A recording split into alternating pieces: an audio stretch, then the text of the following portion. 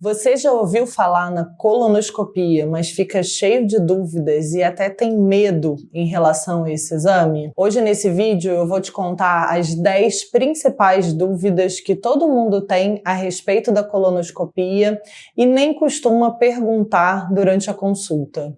Eu sou Clarice Casale, proctologista. Esse aqui é o meu canal Proctologia para você, onde eu compartilho informações sobre saúde do intestino, reto e do ânus. Fica nesse vídeo comigo até o final, que eu também vou te contar o caso de um paciente meu que ficou curado de um câncer na colonoscopia.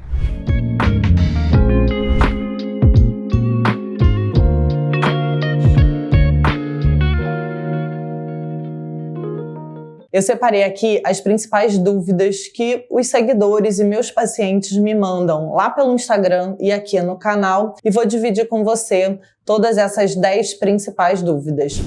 Vamos começar com a primeira, que é: quais doenças a colonoscopia detecta? Nem todo mundo sabe disso, mas a colonoscopia ela não serve só para fazer diagnóstico e prevenção do câncer de intestino. Ela também faz diagnóstico de doenças inflamatórias, por exemplo.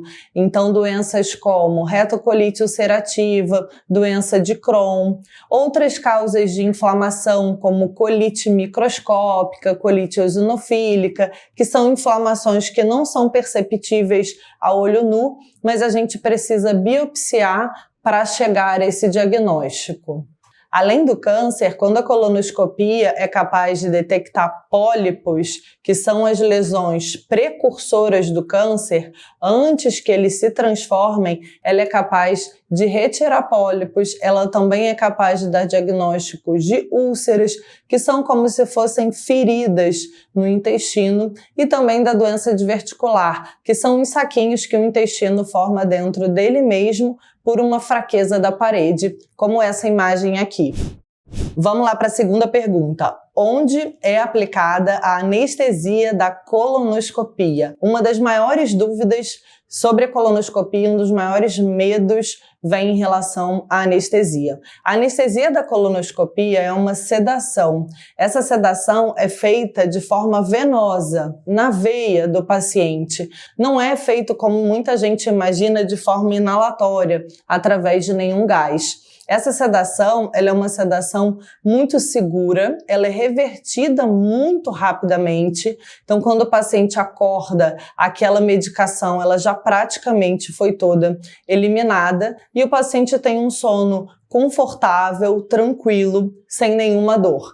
A gente também costuma aplicar pomada anestésica no ânus. Apesar do colonoscópio ser um aparelho muito fino, essa pomada mantém uma anestesia, também mantém uma diminuição da dor, uma analgesia durante o exame e também depois, porque a gente acaba mantendo essa pomada ali para o paciente ter conforto no pós-operatório da coluna. Quanto tempo dura o exame e a sedação? O exame, ele dura em média 20 a 30 minutos e a sedação, mais ou menos esse mesmo tempo, uns 5 a 10 minutos antes e depois. Eu gosto sempre de dizer que o tempo da colonoscopia depende muito dos achados que a gente vai encontrar.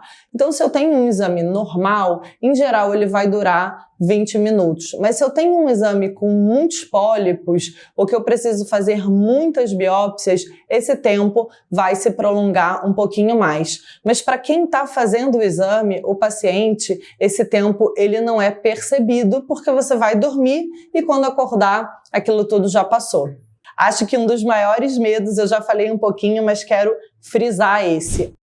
A colonoscopia dói? A colonoscopia não dói absolutamente nada, porque você está sedado. Então, quando você for fazer o exame, mesmo em função da movimentação das alças, do gás que é injetado, você não vai ter cólica porque você está dormindo. E é mais que dormindo, você vai estar sedado, então você não vai sentir absolutamente dor nenhuma. Depois que acorda, pode ficar com um pouquinho de gás, por mais que a gente tente retirar o máximo possível, às vezes acontece de ainda ficar um pouco de gases.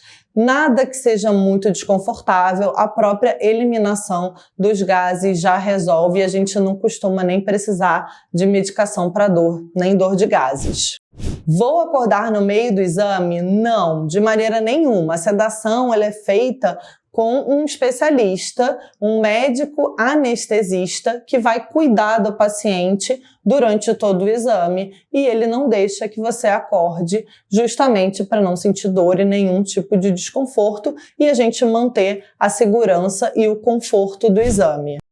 Precisa mesmo tomar aquele laxante horrível? Vamos parar um pouquinho para falar sobre isso. Precisa tomar um laxante sim. Ele não é delicioso, mas não precisa ser aquele laxante horrível que você deve estar pensando no manitol. Existem várias medicações possíveis para a gente fazer o preparo da colonoscopia. E o que a gente precisa é escolher a medicação mais confortável para cada paciente.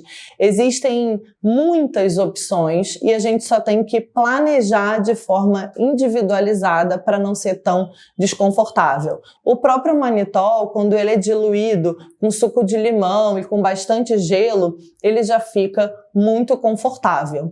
Eu costumo usar Movinglax, Peglax, PEG 4000, que são opções muito seguras, e o Picoprep, que também é uma medicação muito segura, que exigem um volume muito menor, por isso que o preparo é muito mais confortável. Eles também não dão aquela diarreia explosiva, então o paciente não tem uma dor de cólica de ter que sair correndo para ir ao banheiro. Então melhorou muito, assim, desde o advento de todas essas medicações, o preparo da colono mudou bastante daquele preparo que a gente conhecia antigamente.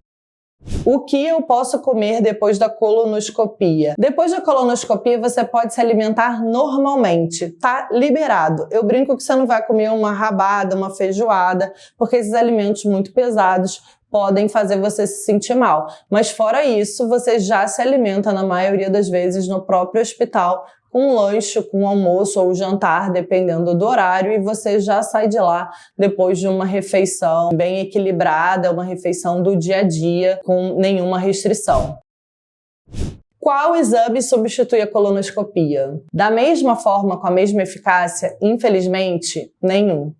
Por quê? O que existem de exames para fazer investigação do câncer de intestino, por exemplo, além da colonoscopia? A colonoscopia virtual, que é um exame de tomografia, que a gente reconstrói a imagem como se fosse uma colonoscopia, mas ele supõe como seria essa imagem. Ela não é capaz de detectar pólipos muito pequenos, ela não faz biópsia, ela exige o mesmo preparo e, ainda por cima, injeta ar com o paciente acordado. Então, ele consegue ser mais desconfortável do que a própria colonoscopia. Outra opção, cápsula endoscópica. A gente engole uma cápsula com uma microcâmera que vai filmar todo o trato digestivo. É um exame que funciona muito bem para avaliar o intestino delgado, que é uma parte que a gente não consegue examinar nem por endoscopia, nem por colonoscopia. Mas é um exame também que é falho.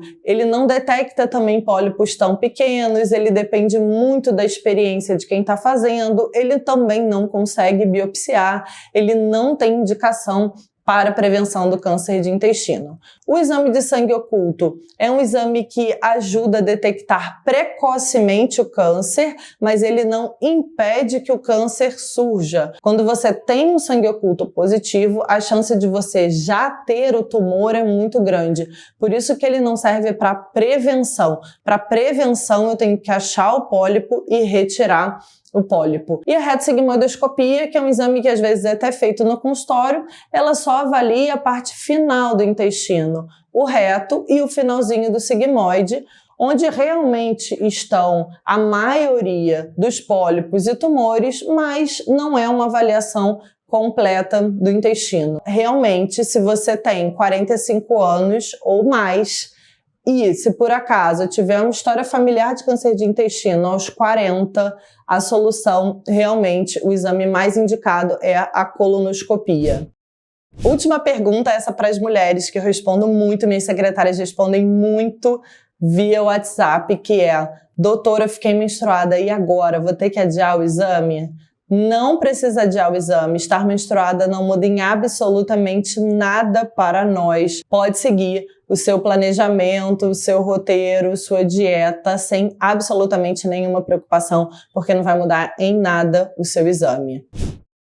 Vou contar agora para você que ficou até o final desse vídeo a história do meu paciente que foi curado de um câncer de intestino com a colonoscopia. Esse paciente chegou para mim com 39 anos, no consultório com uma história de sangramento, mas ele já tinha uma doença hemorroidária, então ele tinha certeza que vinha da hemorroida. Ele veio encaminhado de um outro colega para justamente checar essa hemorroida. E aí, durante o exame no consultório, quando eu fiz o toque, eu já achei um pólipo. E a gente foi direto para a colonoscopia, planejou uma colonoscopia rápida de emergência, porque ele estava tendo um sangramento. E na colonoscopia a gente fez a retirada do pólipo. Era um pólipo volumoso, maior que 2 centímetros.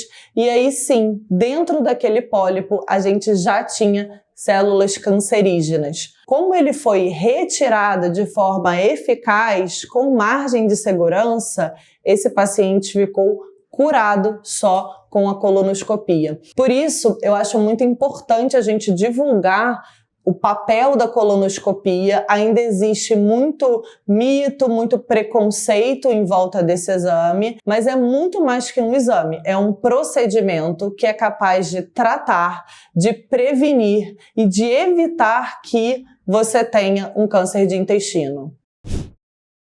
Agora que você já sabe a resposta para as principais dúvidas sobre a colonoscopia, espero que você esteja mais seguro e confortável para a realização desse exame. Aqui no meu consultório, eu faço o preparo de forma individualizada, calculada para cada paciente, conforme as suas necessidades. Algumas pessoas têm muito desconforto com o jejum, outras não toleram um volume de líquido muito grande, e aí a gente vai ajustando e acompanhando durante o preparo para chegar nesse preparo ideal para cada um. Se você tem 45 anos ou mais, já chegou a hora da sua colonoscopia, e se você tem 40, mais algum histórico de câncer na família, você também precisa fazer esse exame. Não esquece de compartilhar esse vídeo com seus amigos que podem se beneficiar dessa informação e se inscreva aqui no meu canal para eu continuar produzindo vídeos para você.